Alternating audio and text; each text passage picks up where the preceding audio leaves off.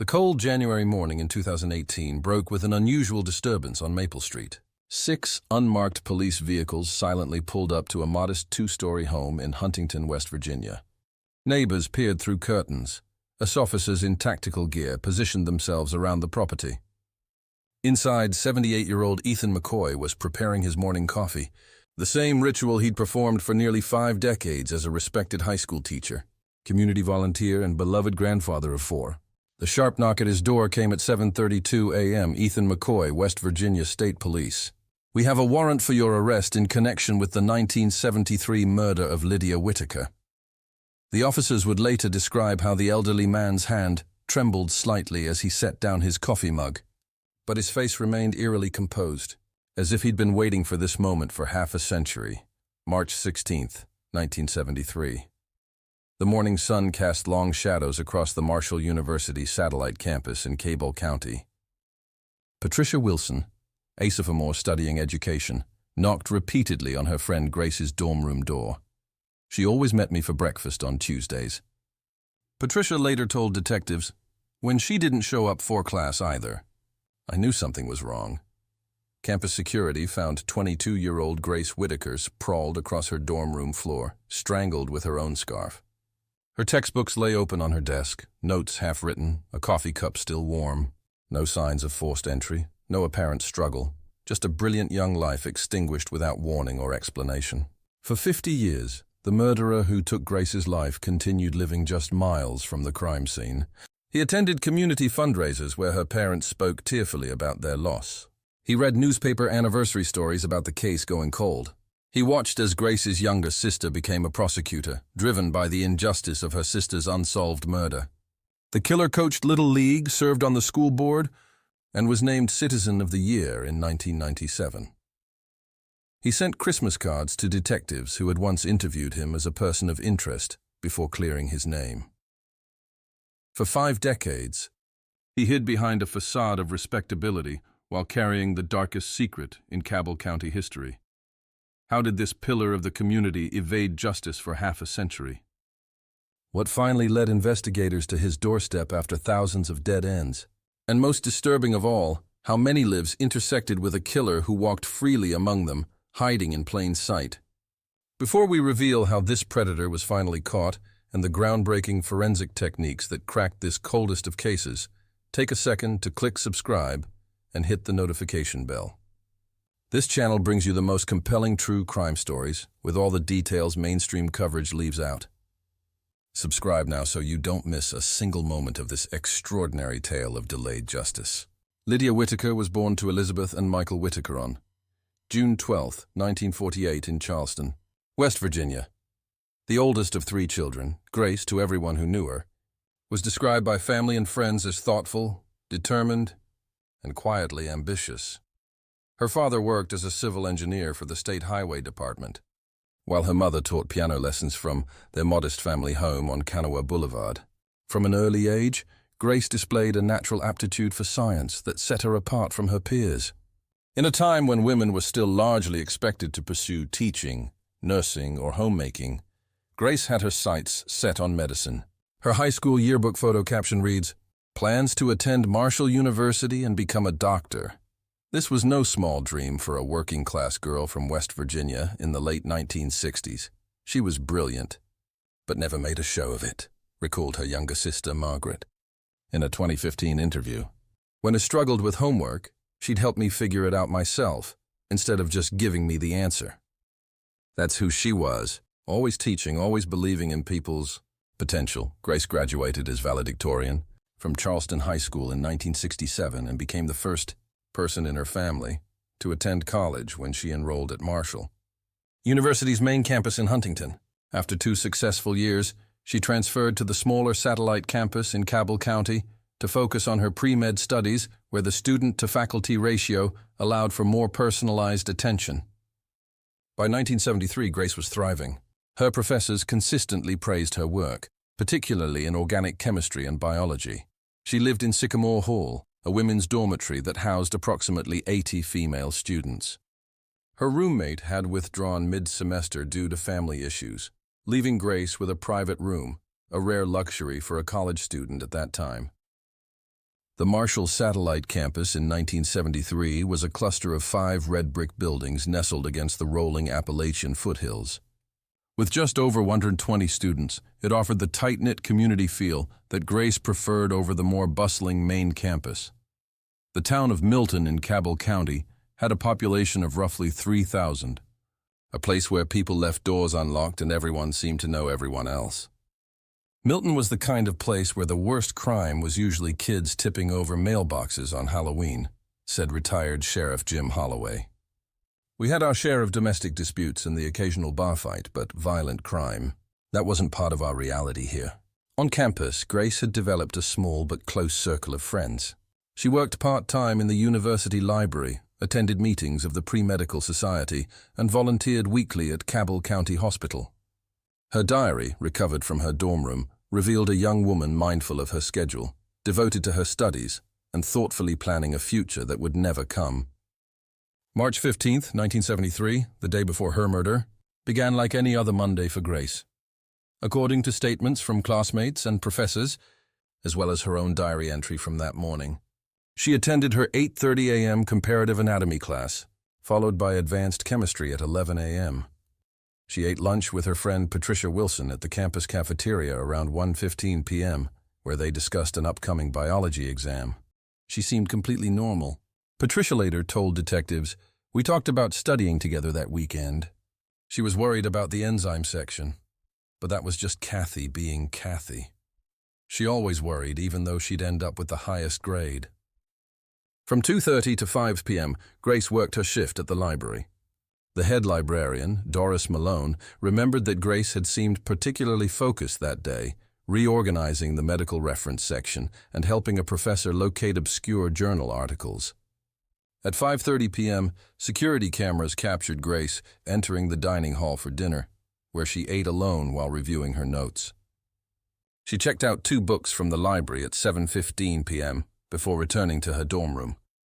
At 9:20 p.m., she called her parents, a Monday night ritual confirmed by phone records, and her mother's statement. She talked about coming home the following weekend. Elizabeth Whitaker recalled in her initial police interview. She wanted to celebrate her father's birthday. She sounded happy, making plans for the future. Grace's final diary entry, written shortly before midnight on March 15th, read, "Tired but accomplished today. Need to finish chem problem set before Wilson's class. Remember to mail Dad's card tomorrow. Summer internship application due Friday. Review once more." The next morning, Grace would be found dead. Between these ordinary moments of a dedicated student's life and the horror of her murder lay a gap of approximately 9 hours. What happened in Grace's dorm room between midnight and the discovery of her body at 9:15 a.m. remains the central mystery that haunted investigators for decades. There's details of Grace's life, her ambitions, her routines, her relationships, would later become crucial puzzle pieces as investigators attempted to understand not just how she died, but who might have wanted to kill a promising young woman with no known enemies and seemingly nothing to hide. As we continue exploring this remarkable case, I'm curious, where are you watching from today? Whether you're in West Virginia, where this story unfolded, or thousands of miles away, true crime has a way of connecting us all to the fundamental questions of justice and human behavior. Let us know in the comments below as we continue uncovering the truth behind one of America's most baffling cold cases. At 9:17 a.m. on March 16, 1973, campus security officer Robert Gaines radioed the Cabell County Sheriff's Department with a code that hadn't been used in the county for over a decade. 1031, possible homicide, Sycamore Hall, room 240. The timestamp of that call marked the official beginning of what would become West Virginia's most enduring murder investigation. Patricia Wilson's morning had begun with mild annoyance that turned to concern and ultimately terror. When Grace failed to meet her for their standing Tuesday breakfast at 7:30 a.m., Patricia initially assumed her friend had overslept. By 8:45 a.m., after Grace missed their shared biology lecture, something she had never done before, Patricia's worry grew acute enough to convince her to skip the remainder of class and check on her friend. "I knocked several times," Patricia recalled during her witness statement. "At first normal, then harder. I called out her name. The door was locked, which wasn't unusual, but the silence was." Grace was always an early riser. Patricia sought out the resident advisor, 22-year-old Elaine Summers, who used her master key to open the door after her own knocks went unanswered. "I'll never forget Patricia's scream," Elaine later testified. "It didn't even sound human. I looked past her shoulder and saw Grace on the floor. I pulled Patricia back, closed the door, and ran to call security. Officer Gaines arrived within minutes and secured the scene. His incident report, tour and clinical, described what he found. Female victim approximately 20-25 years of age, lying supine on floor between desk and bed. Litter marks visible on neck. No signs of life. Room undisturbed, door locked, window closed. Sheriff Thomas Hayward and Detective Frank Mullins arrived at 9:42 a.m., followed 20 minutes later by County Medical Examiner Dr. Howard Levitt. By 10:30 a.m., the small campus was swarming with law enforcement as news of the murder spread through the stunned community. The initial scene assessment suggested several immediate concerns. Detective Mullins wrote in his case notes, "The victim appeared to have been strangled with what we later identified as her own scarf. There was no sign of forced entry. The room was neat and orderly except for the area immediately surrounding the body. Most peculiarly, there were 2 coffee cups on the desk, both apparently used recently. This detail, the second coffee cup, would become the most tantalizing and frustrating piece of evidence in the case. It suggested Grace had willingly admitted her killer into her room, likely someone she knew and trusted enough to share a late-night coffee." Dr. Levitt's preliminary examination at the scene established the time of death between 11:30 p.m. Monday night and 2:30 a.m. Tuesday morning. Grace was dressed in jeans and a Marshall university sweatshirt, not sleepwear, indicating she hadn't been preparing for bed when she was killed. The ligature marks show consistent pressure application, Dr. Levitt noted in his initial report. The perpetrator approached from behind using considerable force. Death would have occurred within minutes. The victim likely had minimal opportunity to defend herself. Indeed, the only signs of struggle were defensive bruising on Grace's forearms and broken fingernails on her right hand. The killer had been both swift and powerful. As investigators processed the scene, they made several observations that would shape the initial investigation. Grace's wallet remained untouched in her purse with $43 inside, ruling out robbery as a motive. Her class notes were still open on her desk beside the 2 coffee cups, suggesting she might have been studying when her visitor arrived. Her door had been locked from the inside with a key that was later found in her pocket, a detail that confounded investigators. Either the killer had their own key, which was highly unlikely given the university's strict key control, or they locked the door from inside and exited through the window, Detective Mullins theorized. The window, however, showed no signs of being opened, and the 3-story drop would have been difficult to navigate without injury. By noon, news of the murder had spread beyond the campus to the wider community. Local radio stations interrupted regular programming with special bulletins. The campus administration hastily called an emergency meeting where they announced the cancellation of all classes for the remainder of the week. "The phones in our office rang non-stop," recalled Linda Jenkins, who worked as a secretary in the administration building. Parents were panicking, wanting to pick up their children immediately. Students were crying in the hallways. It was like the whole world had suddenly shifted beneath our feet. The reaction from the tight-knit Milton community was equally profound. Local businesses closed early. Churches opened their doors for impromptu prayer services. The town mayor appeared on local television, urging calm while promising that no resource would be spared in bringing this criminal to justice. As investigators continued working the crime scene throughout that Tuesday, they meticulously collected evidence that would eventually, decades later, prove crucial in solving the case. Fingerprints from the coffee cups, fibers from the carpet near the body, and microscopic skin samples from beneath Grace's fingernails where she had scratched her attacker. "We're treating everything as potential evidence," Sheriff Hayward told reporters at a hastily arranged press conference that evening.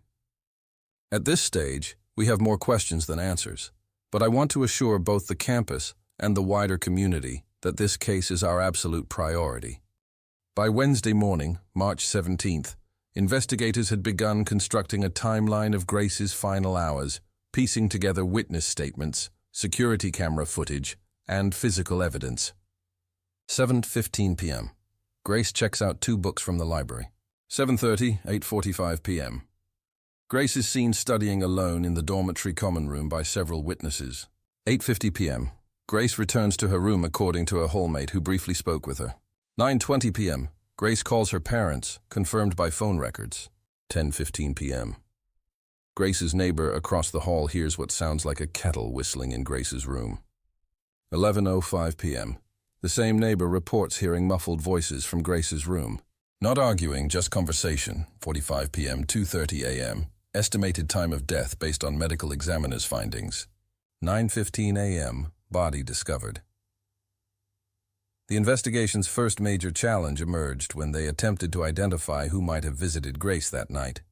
Her diary contained no mention of expecting company, and none of her friends reported any plans to meet with her. The coffee cups told us someone was there, but nobody would admit to being that someone. Detective Mullins later explained.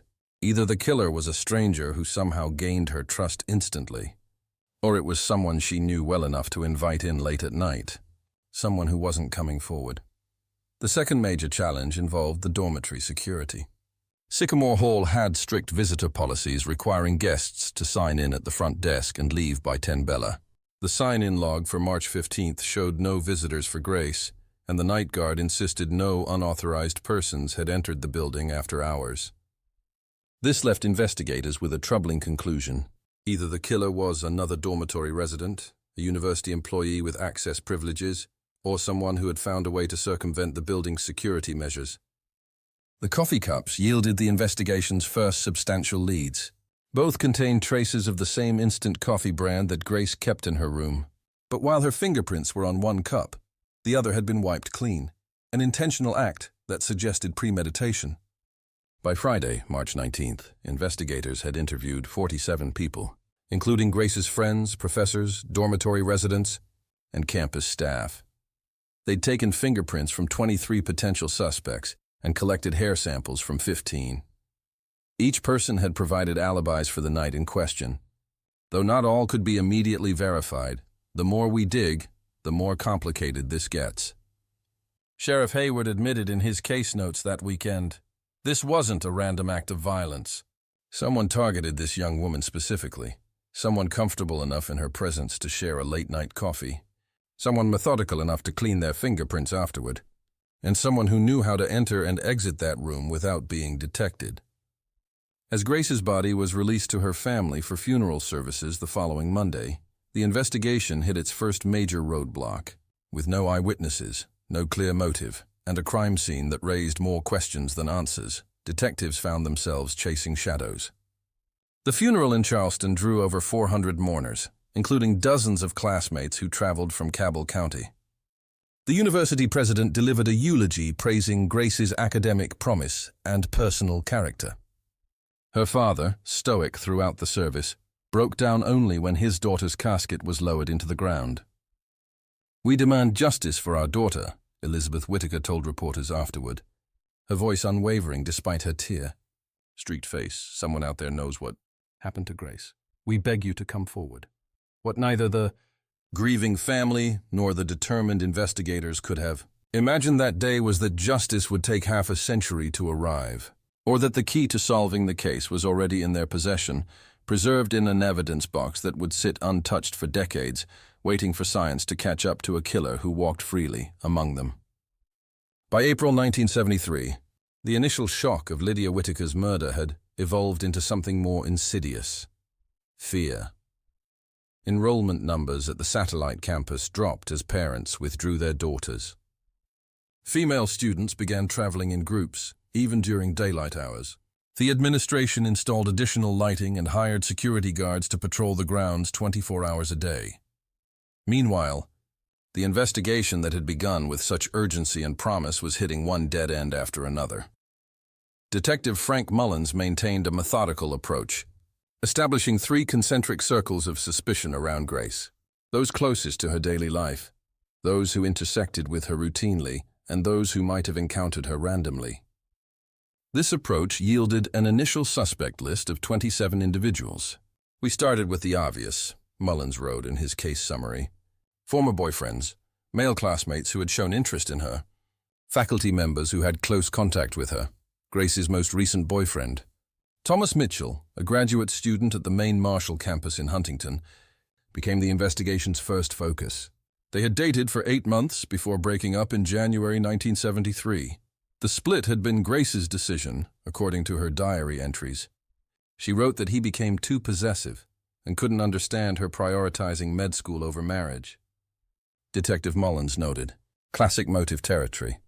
Mitchell was interrogated 3 times during the initial investigation. His alibi that he was studying with classmates in Huntington, 30 miles away, was confirmed by multiple witnesses. Phone records showed he made a call from his dormitory phone at 11:30 p.m. within the estimated window of Grace's murder. Reluctantly, investigators ruled him out. The second major suspect emerged from witness statements. Janet Meadows, who lived down the hall from Grace, reported seeing a maintenance worker leaving the vicinity of Grace's room around 10:30 p.m. on the night of the murder, well after normal working hours. He didn't have any tools with him, Meadows stated. I remember thinking that was odd, but he smiled and said good evening, so I didn't think much more about it. This led investigators to Raymond Lewis, a 43-year-old university maintenance employee with access to all dormitory buildings. Lewis had a minor criminal record, 2 disorderly conduct charges from bar fights in his 20s. Initial interviews revealed inconsistencies in his account of that evening, elevating him to prime suspect status for nearly 2 weeks. The case against Lewis collapsed when investigators discovered he had been admitted to Cabell County Hospital at 9:45 p.m. on March 15th with a broken ankle from falling off a ladder. Hospital records confirmed he remained there until the following morning, physically incapable of committing the murder. We're not sure who Janet Meadows saw. Sheriff Hayward acknowledged in a press briefing, but it couldn't have been Raymond Lewis. The third significant early suspect was Professor William Harris, who taught Grace's advanced chemistry class.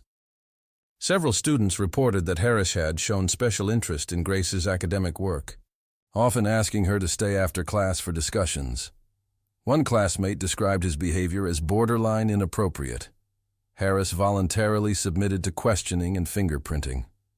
His alibi that he was home with his wife and teenage children was corroborated. Furthermore, his fingerprints didn't match any found in Grace's room. Despite lingering suspicions, investigators couldn't connect him to the crime scene. By late April, all 27 individuals on the initial suspect list had been investigated and cleared through alibis, forensic inconsistencies, or lack of physical evidence connecting them to the scene. The investigation had reached its first major impasse. We're dealing with either incredible luck or calculated precision. Detective Mullins confided to Sheriff Hayward in a memo dated April 30th, 1973. This wasn't a crime of opportunity or passion. Someone planned this meticulously. The investigation then widened to include Grace's activities beyond campus. Detectives interviewed staff at local businesses she frequented, patients she encountered during her hospital volunteer work, and even bus drivers on routes she regularly took. This expanded effort added 43 more names to the suspect list, each systematically investigated and eventually cleared. Meanwhile, forensic analysis of the crime scene evidence, constrained by 1970s technology, yielded minimal results. The coffee cups had been dusted for fingerprints using primitive powder methods. The clean cup revealed nothing, while Grace's cup showed only her own prints. The scarf used to strangle her contained no foreign fibers or hair that could be matched to a suspect with the technology available. Most promisingly, skin samples recovered from beneath Grace's fingernails indicated she had scratched her attacker, likely leaving visible marks. Investigators checked the arms, necks, and faces of every suspect interviewed, finding no suspicious scratches. The samples were preserved in the evidence locker, but DNA testing was still years away from becoming an investigative tool. Our biggest challenge wasn't just identifying suspects. It was maintaining the integrity of the evidence we did have, explained Thomas Hayward in a 1996 interview long after his retirement as sheriff. We knew what we had, but we didn't have the science to make sense of it. All we could do was preserve everything carefully and hope technology would eventually catch up. The preservation methods of the 1970s were rudimentary by modern standards. Evidence was stored in paper bags rather than plastic containers, increasing the risk of contamination. Temperature-controlled storage facilities didn't exist in Cabell County, exposing biological samples to degradation. Documentation relied on handwritten chain of custody forms that occasionally contained gaps or errors. Despite these limitations, Detective Mullins insisted on extraordinary care with the Grace Whitaker evidence. He personally supervised the packaging and storage of all items, implementing stricter protocols than were standard for the era. This foresight would ultimately prove crucial decades later. By summer 1973, media interest in the case began to wane. Local newspapers reduced coverage from front-page stories to occasional updates buried in later sections. Television stations moved on to newer headlines. The fading public attention concerned the investigators who worried that potential witnesses might forget important details as time passed. In June, a potentially significant witness came forward, Margaret Simmons, an elderly woman who lived in an apartment with a view of Sycamore Hall, claimed to have seen Eamon climbing out of a window around 1 a.m. on the night of the murder. She described him as average height, wearing dark clothing, but could provide no further details that might identify him. "I didn't think anything of it at the time," she told detectives. "I thought maybe it was just some boy sneaking out after visiting his girlfriend after hours. It wasn't until I read about poor Grace that I wondered if it might be connected." Investigators found Simmons's timeline consistent with the estimated time of death, but her vague description offered little actionable intelligence. They canvassed the area again, asking if anyone else had witnessed unusual activity that night, but no corroborating witnesses emerged. By September 1973, 6 months after Grace's murder, the investigation had effectively stalled. Detective Mullins and his team had pursued 124 distinct leads, interviewed 201 people, and collected 97 pieces of physical evidence. They had constructed and discarded dozens of theories, followed promising leads that evaporated under scrutiny, and exhausted every investigative avenue available with 1970s-era techniques. Sheriff Hayward faced the grim task of meeting with the Whitaker family to deliver the news that their daughter's case was being classified as open but inactive, the bureaucratic term for a cold case. "It was the hardest conversation of my career," Hayward later recalled. "Michael Whitaker just stared at me with empty eyes." Elizabeth clutched her husband's hand so tightly her knuckles turned white. "They didn't cry or shout. They just nodded as if they'd been expecting this moment all along. Their quiet dignity was more devastating than any outburst could have been." The Fitzgeralds made one request, that evidence be preserved indefinitely, no matter how insignificant it might seem. Sheriff Hayward gave his personal guarantee, a promise that would connect 1973 to 2018 through a chain of carefully maintained evidence boxes, waiting for science to evolve enough to speak for a victim whose voice had been silenced. If you're finding this story interesting, hit the like button to help others discover it too. The forensic techniques that eventually solved this case are nothing short of revolutionary, and I'd hate for you to miss what's coming next. What time is it where you're watching? It's fascinating to think that, while you're tuning in from different time zones around the world right now, Grace's killer spent nearly 50 years checking his watch daily, perhaps wondering if this would be the day his past finally caught up with him.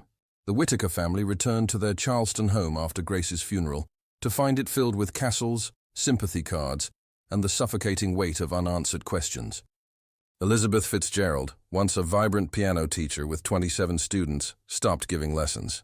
Michael Whitaker took a 6-month leave of absence from the highway department, returning as a shell of his former self. The first year was about survival, Margaret Fitzgerald, Grace's younger sister, recalled in a 2010 interview. Mom would set the dinner table for 4, then freeze when she realized it should be 3. Dad would start sentences with, "When Kathy comes home for Christmas," then trail off into silence. We lived in a house haunted not by Grace's ghost, but by her absence. For the Fitzgeralds, justice became a generational pursuit. When the active investigation was suspended in September 1973, Michael Whitaker began, keeping meticulous records in a series of leather-bound journals. He documented every conversation with law enforcement, every newspaper article, every potential lead, no matter how insignificant. By the time of his death in 1994, these journals filled 17 volumes, a father's desperate attempt to solve what authorities could not. Elizabeth channeled her grief differently. In 1973, she founded West Virginia Families for Justice, an advocacy group for relatives of unsolved murder victims. The organization lobbied for better evidence preservation laws, longer statutes of limitations, and increased funding for cold case units. What began as 4 grieving families meeting in the Fitzgeralds' living room grew to over 300 members by the 1990s, becoming an influential voice in state criminal justice reform. My daughter's killer took more than just her life. Elizabeth told the West Virginia legislature during testimony for a 1978 bill that would eventually establish the state's first cold case review team. He took our peace, our trust in the world, our sense of order. But he will not take our determination to see justice done, whether it takes years or decades. Margaret, only 16 when her sister was murdered, found her life's direction irrevocably altered. Abandoning her plans to study literature, she instead pursued a law degree. Graduating from West Virginia University in 1980, she joined the Cabell County Prosecutor's Office, specializing in violent crimes. Though ethical guidelines prevented her from working directly on her sister's case, Margaret became a fierce advocate for victims' rights throughout the state. "I couldn't save Grace," she explained in her first press interview after becoming an assistant prosecutor. "But I can make sure other families don't experience the helplessness we felt in Cabell County."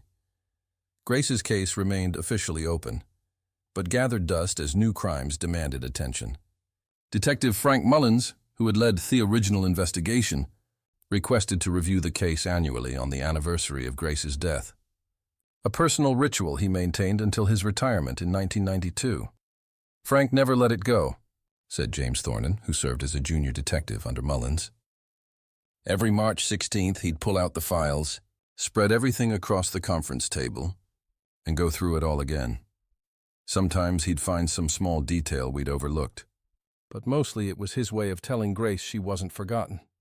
The case files themselves underwent a physical journey that mirrored the investigation stops and starts. Initially stored in the active case room at the Cabell County Sheriff's Department, they were transferred to the basement archives in 1972, then to the newly built County Records Facility in 1985. During a flood in 1997, a deputy sheriff reportedly carried the Whitaker evidence boxes to higher ground on his shoulders, refusing to let anyone else handle them. Media coverage of the case ebbed and flowed over the decades, typically resurging around significant anniversaries. The 5-year mark in 1976 brought a week-long series in the Huntington Herald-Dispatch titled "Justice Delayed, the Lydia Whitaker Mystery." The 10th anniversary in 1981 saw the first television documentary about the case produced by a Charleston station and featuring interviews with investigators and family members. By the 20th anniversary in 1991, Grace's murder had transformed from recent tragedy to local legend. The Marshall University student newspaper published a retrospective that inadvertently contained several factual errors, illustrating how details had begun to blur in public memory. The article prompted a stern letter from Elizabeth Fitzgerald, correcting the record and reminding readers that this is not folklore. This is our ongoing nightmare. The 25th anniversary in 1996 coincided with the emergence of DNA analysis as a forensic tool. This technological development sparked renewed interest in the case, with local media speculating whether Grace's murder might finally be solved through this revolutionary technique. Sheriff William Donovan, who'd been a rookie deputy when Grace was killed, authorized the first cold case review of the Whitaker murder in 1996. A team of 4 detectives spent 6 weeks re-examining every piece of evidence and re-interviewing surviving witnesses. Their findings, while not leading to an arrest, did result in the evidence being repackaged using modern preservation techniques. The skin samples from under Grace's fingernails were our most promising biological evidence, explained forensic technician Sandra Morris, who supervised the repackaging. In 1973, they were stored in a paper envelope. We transferred them to sterile containers and properly refrigerated them. If there was DNA present, we gave it the best chance of survival. The first actual DNA testing of evidence from Grace's case occurred in 1998, but the technology was still in its infancy. The tests consumed valuable sample material while yielding inconclusive results. A devastating setback that nearly destroyed the biological evidence before it could be analyzed with more advanced techniques. "We were ahead of the science," Sheriff Donovan admitted in a press conference announcing the disappointing results. "But we've preserved what remains for future testing. This case will be solved. It's just a matter of when the technology catches up to our determination." As the investigation repeatedly stalled and restarted, Cabell County itself underwent dramatic transformations. The Marshall Satellite Campus where Grace had studied expanded into a full-fledged regional center before ultimately being absorbed back into the main university system in 1989, Sycamore Hall. The dormitory where she was murdered was demolished in 2001 to make way for a modern residential complex. An event that prompted another brief flurry of media coverage about the unsolved case. The town of Milton grew from a rural community of 30,000 to a suburban extension of Huntington with nearly 10,000 residents by 2010. The influx of new residents meant that increasingly Grace's story was unknown to many who lived where it had occurred. Local schools began including the case in West Virginia history curricula, ensuring new generations would remember what longtime residents couldn't forget. Throughout these decades of change, Grace's murder continued to influence local law enforcement procedures and policies. The case became a cautionary tale taught to every new officer in the county, emphasizing the importance of proper evidence collection and preservation. Before Fitzgerald, we treated evidence like it only needed to last until trial, explained Police Academy instructor Robert Jenkins in 2005. After Fitzgerald, we began treating evidence like it might need to speak for the victim 50 years later.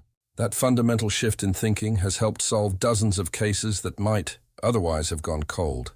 The case also led to significant security improvements at educational institutions throughout West Virginia.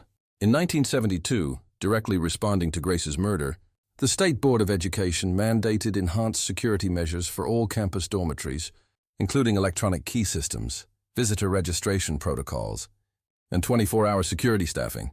These standards, revolutionary at the time, became models for campus safety nationwide.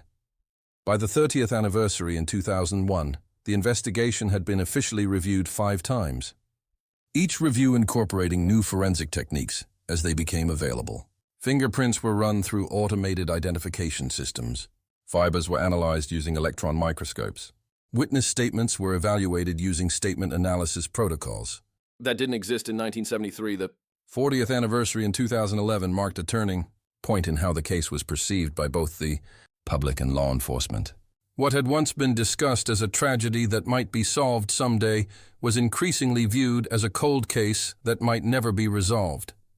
The Herald-Dispatch's anniversary coverage that year carried the somber headline, 4 decades later, has justice for Lydia Whitaker become impossible? Elizabeth Fitzgerald, then 84 and in failing health, gave what many assumed would be her final interview about her daughter's case. "I've accepted that I may not live to see Grace's killer brought to justice," she told the newspaper. "But I believe that day will come. Science advances. People's consciences trouble them as they age. Secrets become harder to keep. Someone knows something. And someday that knowledge will come to light." What Elizabeth could not have known was that the breakthrough was already beginning to take shape through a revolutionary approach to DNA analysis that would transform cold case investigations worldwide. In 2012, the FBI launched the Combined DNA Index System, KDIS, upgrade that expanded the genetic markers used in DNA profiling from 13 to 20, dramatically increasing the system's identification capabilities. The following year, the first successful use of familial DNA searching in a U.S. criminal case demonstrated how investigators could identify suspects through their relatives' genetic information. By 2018, genetic genealogy, the technique of using commercial DNA databases to identify criminal suspects through family connections, had emerged as a powerful new tool in cold case investigations. The arrest of the Golden State Killer that April, solving crimes dating back to the 1970s, sent shockwaves through both the law enforcement community and the public consciousness. In Cabell County, these developments were watched with particular interest by Detective Sarah Keller, who had inherited the Whitaker case file in 2015. A meticulous investigator with specialized training in cold case methodology, Keller had spent her first 3 years on the case digitizing all records and evidence documentation, creating the first comprehensive electronic database of the investigation. The Whitaker case has never been about lack of evidence.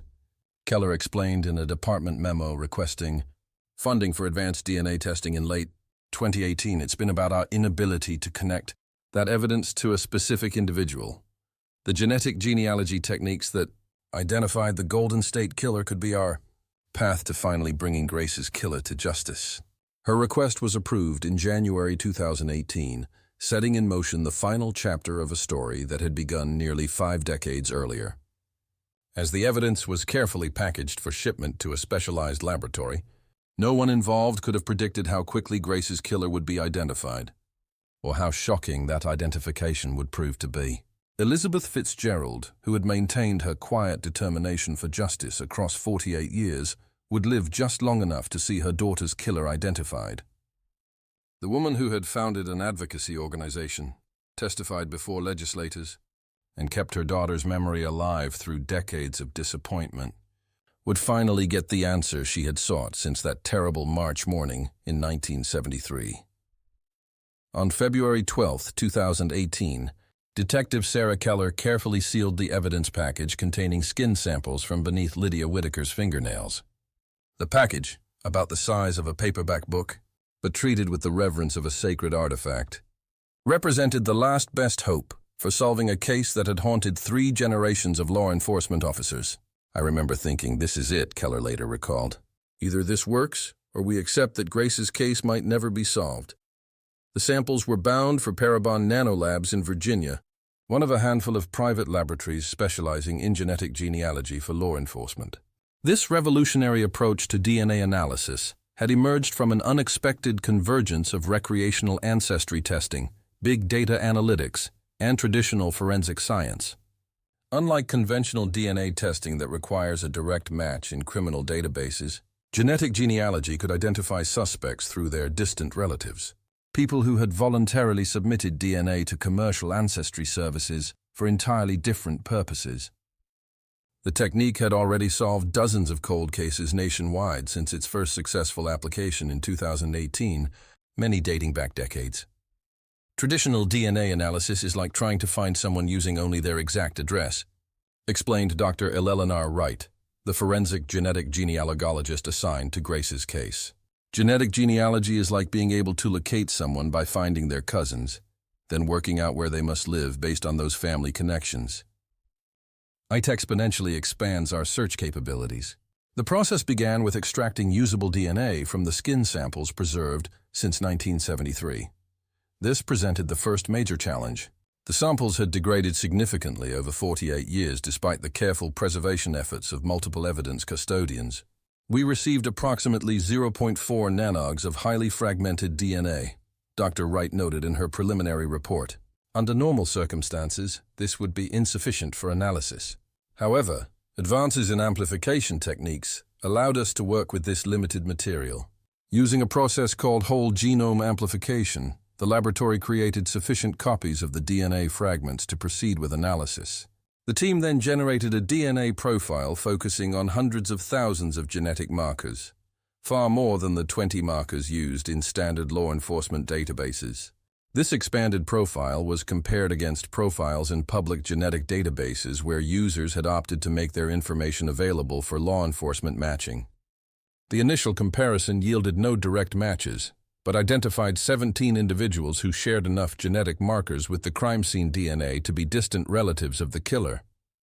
These weren't close relatives like siblings or children, Dr. Wright explained. They were primarily third and fourth cousins, people who likely had never met the perpetrator, but shared great-great-grandparents. From these distant connections, the genetic genealogy team began the painstaking process of building family trees. Working backward through historical records, they identified common ancestors among the matching individuals, then worked forward through birth, marriage and death certificates to construct a comprehensive family structure spanning multiple generations. It's like solving a massive puzzle where you don't know what the final picture looks like, said Dr. Wright. We were essentially mapping the killer's extended family without knowing who the killer was. By late March 2018, the team had constructed family trees containing over 2,400 individuals across 7 generations. They then began narrowing the field by applying filters based on what was known about the killer male. Likely between 18 to 40 years old in 1973, and with some connection to Cabell County, West Virginia. This filtering process reduced the pool to 38 potential suspects. Further refinement based on geographical location during the time of the murder narrowed the list to just 7 men who were in the right place, at the right time with the right genetic connections. Detective Keller received the short list on April 2, 2018. When I opened that email, I expected to see a list of names I'd never encountered before, she recalled.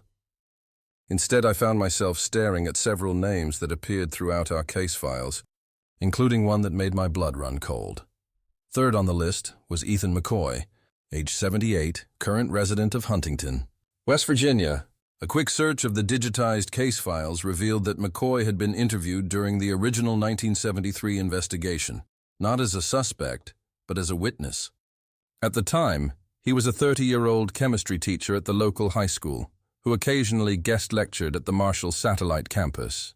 McCoy had told investigators he occasionally tutored Grace in advanced chemistry, though he claimed their relationship was strictly professional.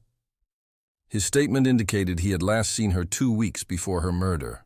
He provided an alibi of being home with his wife on the night of the murder, which was corroborated at the time.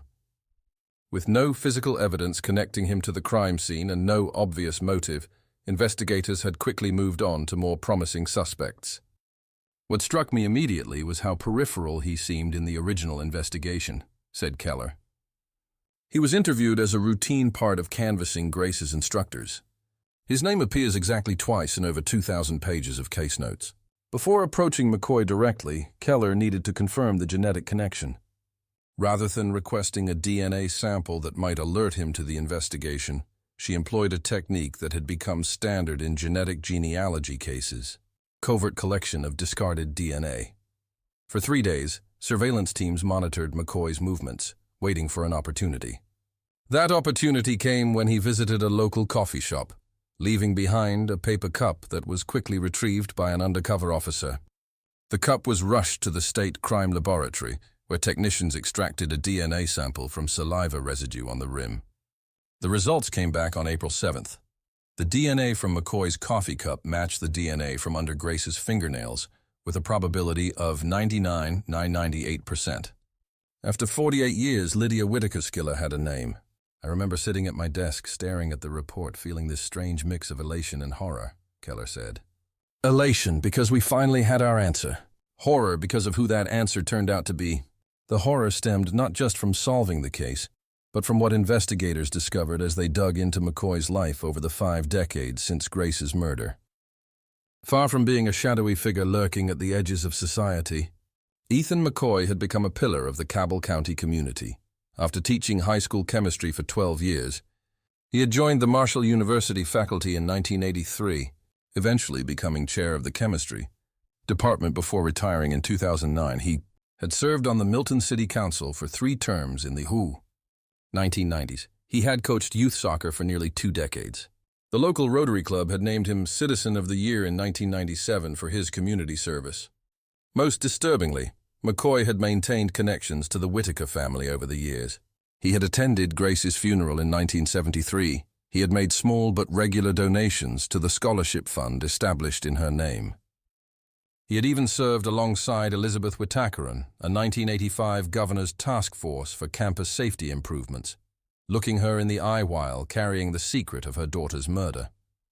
The level of deception required to live that kind of double life for nearly 5 decades is almost incomprehensible, said Dr. Ella Cassidy, a forensic psychologist consulted during the final phase of the investigation. This wasn't someone who committed a crime and then disappeared. This was someone who remained embedded in Thevry community, traumatized by his actions, who crafted an identity as a respected citizen while knowing the truth about himself. With the DNA match confirmed, Detective Keller assembled a team to plan McCoy's arrest. The operation would need to be handled carefully, not only because of McCoy's age and community standing, but because of the media firestorm that would inevitably follow the resolution of such a high-profile cold case. On January 15, 2018, as dawn broke over Huntington, 6 unmarked police vehicles surrounded the modest 2-story home where Ethan McCoy had lived for over 40 years. As officers approached his door, none could have anticipated the final twists this case would take or how the community would react to learning that a monster had been hiding among them all along. The identity of the killer will shock you. Comment below with your theories about how Ethan McCoy managed to evade justice for so long. Was it calculated brilliance? institutional failures, or simply luck that allowed him to live freely while Grace's family suffered for decades? When Ethan McCoy opened his front door on that January morning in 2018, he faced Detective Sarah Keller and 5 officers with an expression that witnesses would later describe as resigned recognition. He offered no assistance as they read him his rights, placed him in handcuffs, and escorted him to a waiting police vehicle. High's only words were directed to his wife of 47 years. "Call Attorney Simmons. Tell him it's about the Whitaker girl." News of McCoy's arrest spread through Cabell County with the speed and force of a shockwave. By noon, every local news outlet had broken the story, many struggling to reconcile the beloved community figure with the cold-blooded killer now revealed. Former students, colleagues, and neighbors expressed disbelief, creating a cognitive dissonance that would define the community's response in the days to come. "It can't be Dr. K," insisted former student Jason Reynolds in a television interview. "He was the gentlest man I knew. He wrote me college recommendation letter. He attended my wedding." Yet the evidence told a different story, one that became clearer as investigators pieced together McCoy's movements on the night of March 15, 1973, and his life in the decades that followed. In 1973, Ethan McCoy was a 30-year-old high school chemistry teacher with ambitions of joining the university faculty. Married for just 2 years to his wife, Diane, he supplemented their income by tutoring college students and occasionally guest lecturing at the Marshall Satellite Campus. His reputation was that of a strict but fair instructor, with a particular talent for explaining complex concepts. What no one knew was that McCoy had developed an inappropriate fixation on Grace Whitaker after meeting her at a campus lecture series. Grace's diary, re-examined after McCoy's arrest, contained brief mentions of Mr. K offering extra help with chemistry concepts, interactions she viewed as purely academic, but which investigators now believe McCoy interpreted differently. Based on the evidence, we believe McCoy visited Grace's room that night under the pretense of discussing an upcoming chemistry exam, Detective Keller explained at a press conference following the arrest. The coffee cups suggest she welcomed him as a trusted instructor. Something during that interaction, likely a rejection of romantic advances, triggered the violence that followed.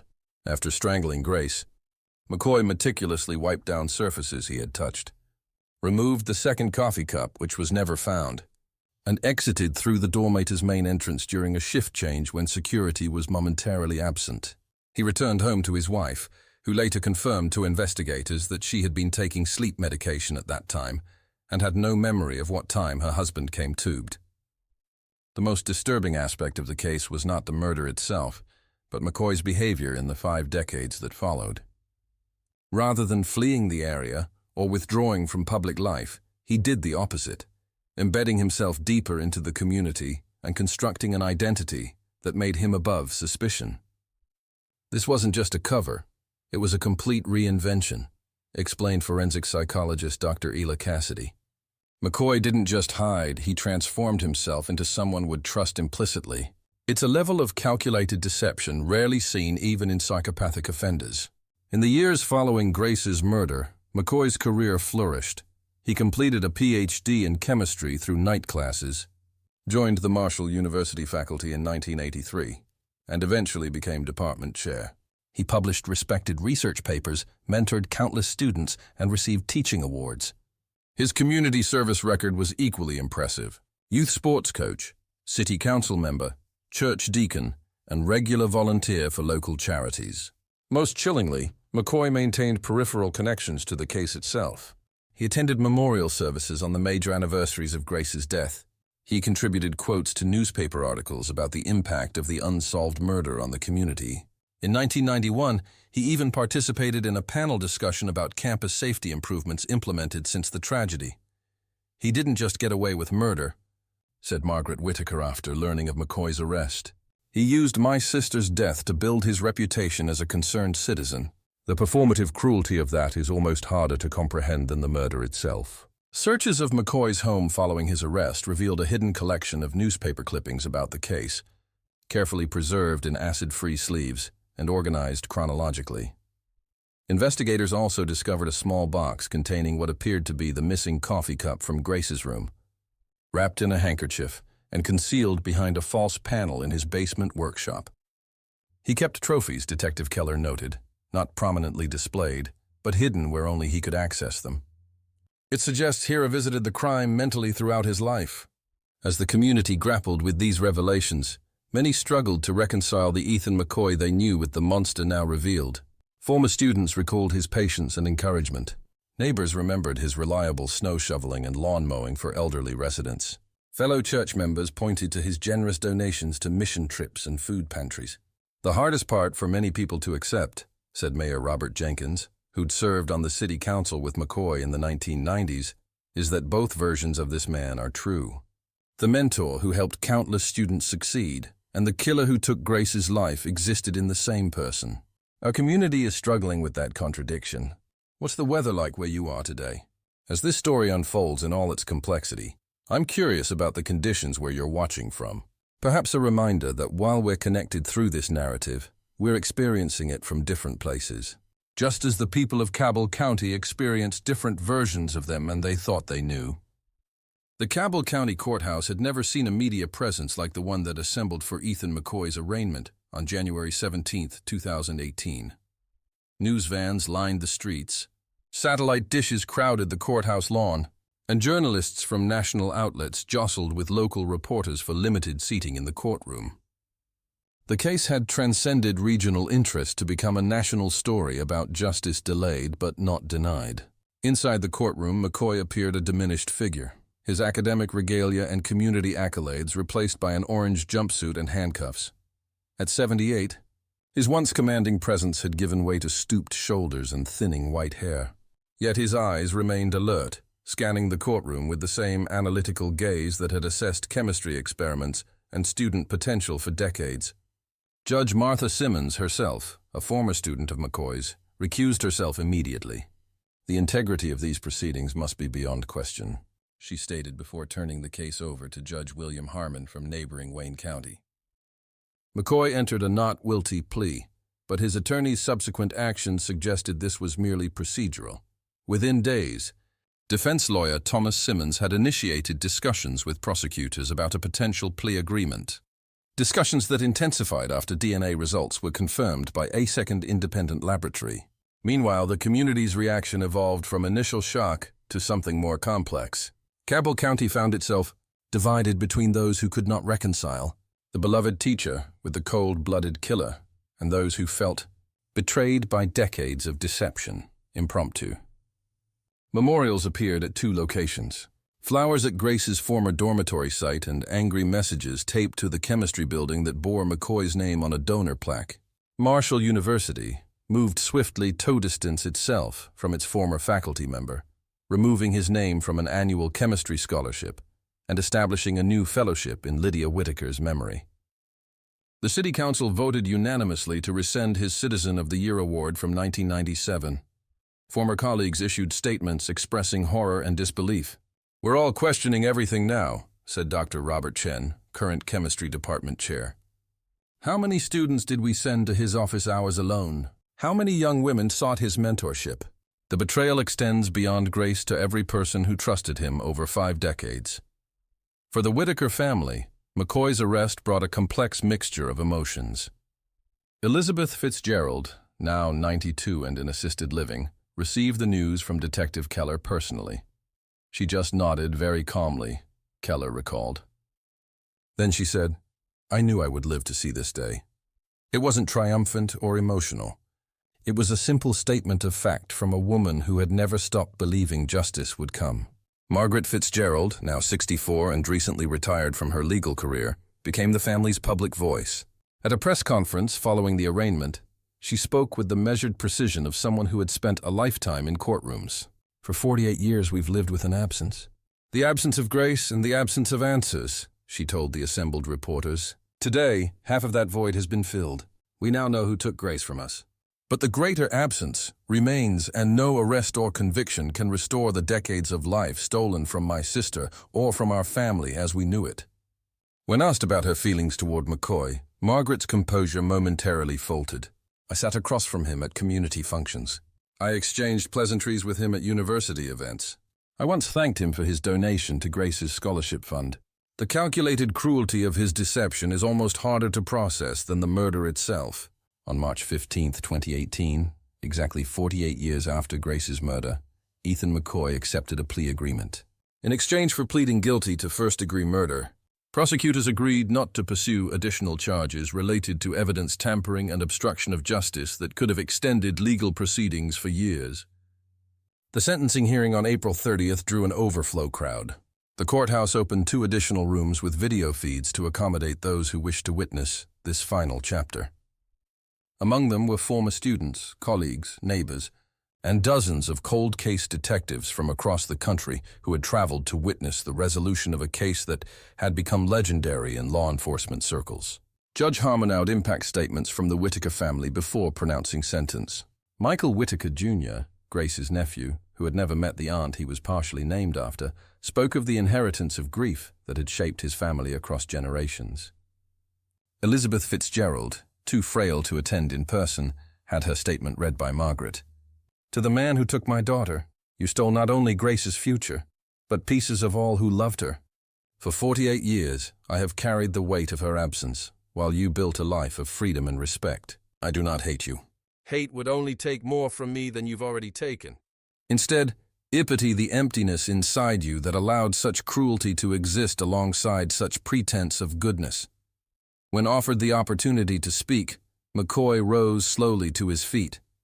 The courtroom fell silent as he adjusted his glasses, a familiar gesture to former students that now seemed sinister in context.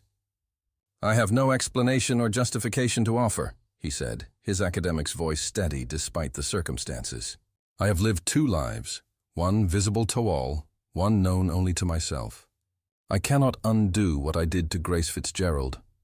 I can only acknowledge it now at the end of my life, when such acknowledgement comes far too late to matter to anyone but historians of this case.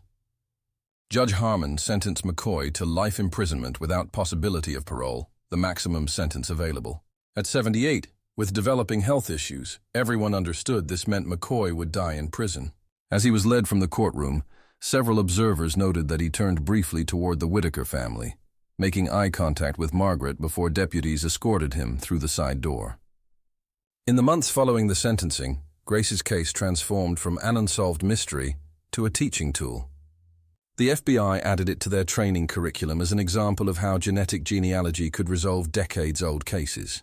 Forensic science programs incorporated it into discussions about evidence preservation.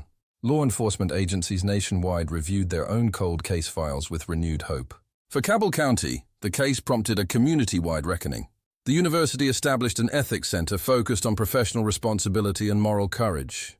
Local schools developed curriculum units on the case, teaching students about both the tragedy and the scientific advances that eventually solved it. The dormitory site where Grace died was transformed into a memorial garden dedicated to victims of violence. Lydia Whitaker's legacy extended beyond her tragic death to include the scientific progress her case inspired, the advocacy organization her mother founded, the legal career her sister pursued, and the countless cold cases that would find resolution through techniques pioneered in solving hers.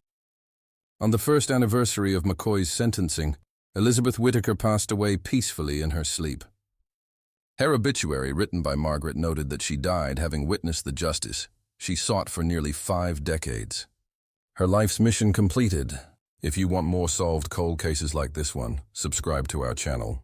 Every day we explore how modern science and dedicated investigators are bringing closure to families who have waited years, sometimes decades, for answers. From genetic genealogy breakthroughs to advanced forensic techniques, we'll take you inside the investigations that are rewriting cold case history one DNA strand at a time.